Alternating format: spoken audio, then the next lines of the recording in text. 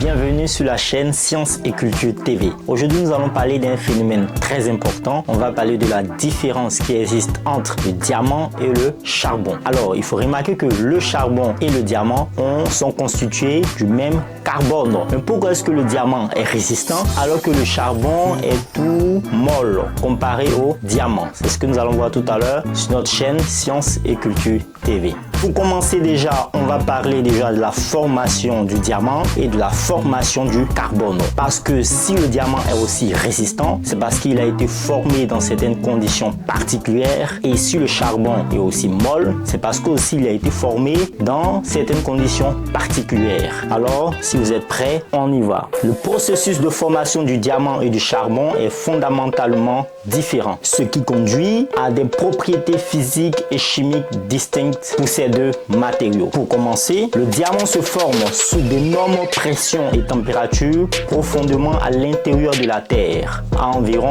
150 km de profondeur. Sous ces conditions extrêmes, le carbone, le même élément chimique que l'on trouve dans le charbon, est soumis à une pression gigantesque d'environ 725 000 livres par pouce au carré. On peut essayer de convertir ça également dans le système international à des températures de plus de 2000 degrés Celsius. Ce processus transforme la structure moléculaire du carbone en un arrangement cristallin très ordonné, formant ainsi le diamant. Cette structure ordonnée confère au diamant sa force et son éclat exceptionnel. D'autre part, le charbon se forme également à partir de carbone organique, mais dans des conditions moins extrêmes. Il se développe à la surface de la Terre à partir de matières végétales qui s'accumulent et subit une lente transformation sous l'effet de la chaleur et de la pression. Même si le charbon contient également du carbone, il n'a pas été soumis à une cristallisation aussi extrême que celle du diamant, ce qui donne au charbon une structure plus